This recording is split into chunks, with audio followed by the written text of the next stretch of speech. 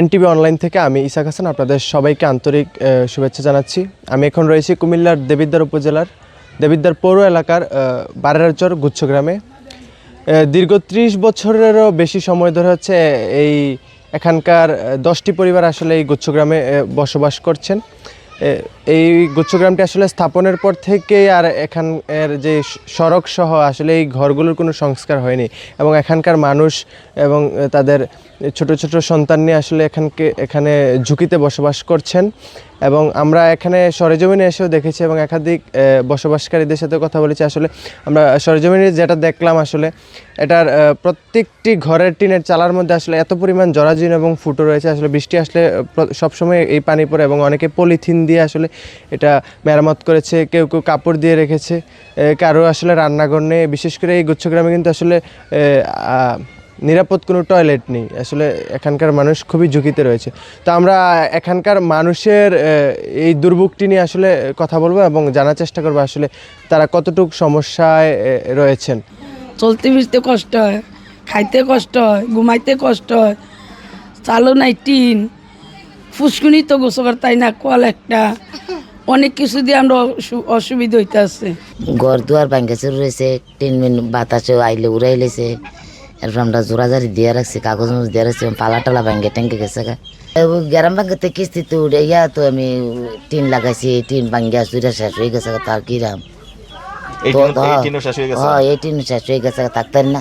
তাতে কত বছর দিছে এটা সরকার দিছে কত বছর, এটা থাকতাম পারি না, কাগজ মাগজ দিয়ে টিয়া রাখছি। মনে করেন যে জ্বর বৃষ্টি হইলে ঘুমাইতে পারি না, পানি পরে ভাঙ্গা জায়গা তুফানে ওই যে দিক দিয়া ভাঙ্গা গেছে গা, দক্ষিণ দিয়া পড়ে গেছে গা। মানুষ তো মনে করেন যে সমস্যা হইয়া যাইতে পারে, বাচ্চা কাচ্চা নিয়ে তাহি যাতে কুদুর কিছু ভয় লাগে। এবং কি করে এটা তালা শোনে না, যারা নেয় তারা ফিরতে যায় আর আসে না। ঘর দরজা লড় করে উড়েছে, কখন তুয়ানে পড়ে তার নিশ্চয়তা নাই।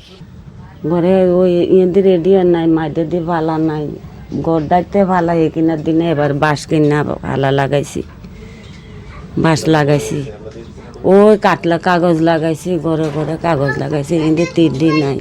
এই ভাঙ্গাচুরা টিন মিন ভাঙে গেছি গিয়া, টয়লেট ঠিক নাই, এরপরে পুকুরে পানি থাকে না, পুকুর চড়া, তারপরে দিয়া আর পানির তো কথা কয়ে লাভে নাই, অনেক পানি পড়ে ঘর, কোনো ঘরে সব ঘরও পানি পড়ে, কোনো ঘরে থাউন যায় না। টিন মিন দিয়ে কাগজ মাগজ দিয়া আছে আর কি। তারপরে টয়লেটের সমস্যা, কলের সমস্যা, একটা কল দিয়ে সবাই চলতে পারি না। তো বর্ষাকালে তো এই মেঘ বৃষ্টি আইলে আমরা আর একটু সমস্যা হয়, পাহাড় গন নাই এই সেই।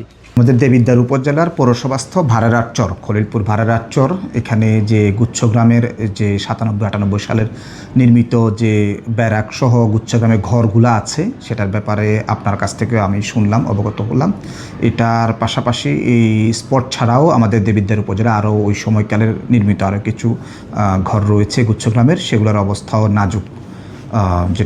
যেটা বললেন আপনার মাধ্যমে জানলাম। আমরা এর মাধ্যমে আপনার কাছ থেকে তথ্য নিয়ে, পাশাপাশি উপজেলা ভূমি অফিস থেকে তথ্য নিয়ে ওই সময়কালে নির্মিত ঘরসমূহের বর্তমান কী অবস্থা, সরেজমিন একটা চিত্র নিয়ে আমরা ওই ঘরগুলা কীভাবে সরকারের যথাযথ কর্তৃপক্ষ বা ওই সময়কালের প্রজেক্ট অফিস বা বর্তমানে যারা দেখছে ওনাদের কাছে এই বর্তমান সার্বিক পরিস্থিতি জানিয়ে আমরা একটা পত্র দিব।